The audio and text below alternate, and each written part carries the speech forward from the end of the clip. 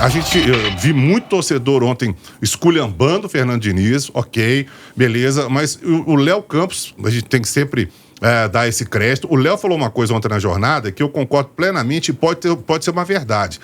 Não está tendo uma mobilização em torno do Fernando Diniz, né? Aquela coisa de um jogador jogar por outro. Esses reforços que entraram, vamos deixar claro, esses reforços que entraram, a turma que saiu pode estar... quem ficou em campo pode estar insatisfeito de ter sido mudado o time. Porque o time estava muito bem com o Fernando Seabra, estava em 5º lugar no Brasileiro, jogando um bom futebol, encantando todo mundo, e de repente caiu tudo com os reforços que entraram. Os caras têm qualidade, pô. De repente o time acabou? E aí, Léo? Eu achava que o time do Cruzeiro, no primeiro semestre, tinha mais vontade e menos técnica.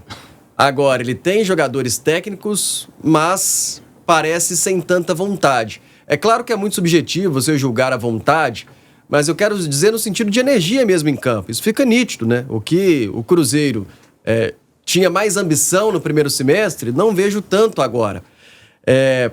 Eu até disse, ô Lélio, que para mim... o Pedrinho ter assumido uma SAF do Cruzeiro foi a melhor coisa que aconteceu nos últimos anos para o torcedor cruzeirense. Foi a melhor notícia aí para os torcedores cruzeirenses nos últimos anos. Por tudo que a gente conhece do Pedrinho, pela própria ambição que o Pedrinho tem, a vontade, é cruzeirense, quer fazer o time ser campeão. Acho que vai dar certo no Cruzeiro, tem tudo para encaixar e, enfim, nos próximos anos ter grandes conquistas. Mas acho que errou a mão um pouquinho quando chegou.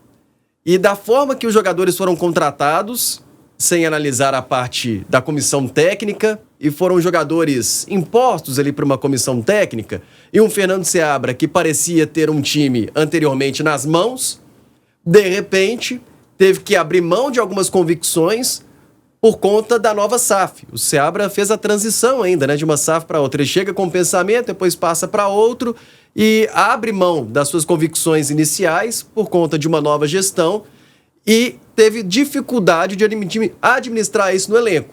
Vale lembrar o áudio do Pedrinho, né? E acho que o problema do Cruzeiro hoje não é muito o treinador, no caso. E eu acho que está mais em cima da gestão. Acho que teve total boa vontade. O Pedrinho é um torcedor primeiro, antes de um gestor. Acho que tem um investimento, a torcida do Cruzeiro sabe disso, eu reconheço isso, mas acho que errou um pouquinho a mão, talvez até nessa ansiedade de querer fazer o Cruzeiro chegar, disputar grandes títulos ou de igual para igual com os times de maior investimento nesse momento. Quando a SAF muda de dono, ali já ficou claro que realmente o Seabra poderia balançar. Mesmo ele estando ali, ocupando o cargo recentemente, porque foi tudo muito rápido. Ele estreou na Copa Sul-Americana depois da perda do título mineiro. Estreou numa quinta. Aí, no domingo, ele estava estreando contra o Botafogo no Campeonato Brasileiro. Aí, na segunda, já veio o papo, o Ronaldo vai vender o Cruzeiro pro Pedro, né? E aí, na terça, se confirmou. Já era um novo dono. Então, de repente, ali, teria sido melhor que ele já buscasse outro treinador ao invés de dar sequência a isso. Porque, como você falou, é um ponto que você está coberto de razão. Você não vai sentir frio hoje na chuva. Por quê? Será que, ao contratar o Wallace, Matheus Henrique, Cássio... fala aí mais. Peralta, Caio Jorge. O Fernando Seabra foi perguntado se queria trabalhar com esses jogadores? Não foi. Com certeza não. E olha que eu sou defensor de quem, por exemplo, quem é o dono do clube, ele tem que ter autonomia. Eu quero esse, porque eu acho ele bom e vai dar certo. Agora, aqui no futebol brasileiro, as coisas, elas funcionam de uma outra maneira. E o momento também, né? Também. E o time tava ali meio que, sabe, jogando jogando acima do que a gente imaginava. E o que o Cruzeiro tinha, assim, que impressionava todo mundo, era a vontade de estar sempre com a bola nos pés, como? Roubando do adversário lá no campo dele, próximo do gol, e ali ele era praticamente letal. Sempre o Seabra ele comemorava o Fernando. Roubamos várias bolas ali, próximo à área do adversário e tal. E o Cruzeiro, ele fazia isso com todo mundo, dobrava a marcação, era um time rápido. A transição do Cruzeiro era rápida. Claro que também, só falar, o Lélio tá doido. O Arthur Gomes faz falta pro time.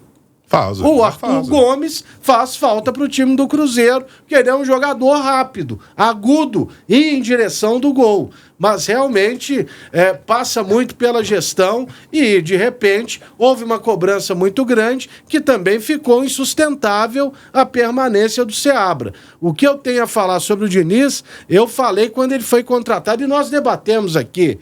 O Diniz, ele precisa de paciência para ele conseguir implantar o estilo de jogo dele. Não é da noite pro dia. Tanto que ele tendo os melhores todos os jogadores brasileiros à disposição na seleção, ele naufragou.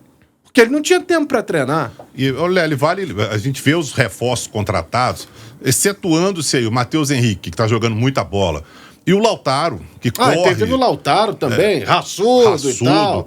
Deixa tudo em campo, ele pode não ser uma sumidade, ele não é, ele sabe disso, mas o que ele corre e se entrega dentro de campo é uma coisa impressionante. Agora, os outros contratados, inclusive o Cássio, eu falei recentemente, inclusive, sobre o Cássio, acho o Cássio um goleiraço, muito acima da média, se não é o melhor do Brasil, pra mim o melhor é o Fábio, o melhor goleiro do Brasil, mas o Cássio tá ali, é um goleiraço, toda a história que ele tem, não precisa chover numa olhada aqui. Mas eu não vejo nesses jogadores ainda aquela coisa de Cruzeiro, de vamos lá, de abraçando a causa e tal, como tinha antes. O torcedor não vai gostar, mas o Lucas Silva corria muito, o Ramiro corria muito, aquela turma que estava aí antes com o Fernando Seabra, eles se acabavam dentro de campo, e o Cruzeiro estava em 5º lugar com eles. E aí? E agora o cara entra no lugar dele do nada e olha pro banco, tá lá o Lucas Silva no banco. O cara, aí você imagina os jogadores que ficaram, que já eram titulares, olham pro banco e falam, o cara corria lá com a gente corria pela gente, a gente se matava dentro de campo, colocamos um time em 5º lugar no Brasileiro, de repente vem uns bacanas aí e assume o lugar. Então não é que o time tá de má vontade, mas também não vou correr por ele.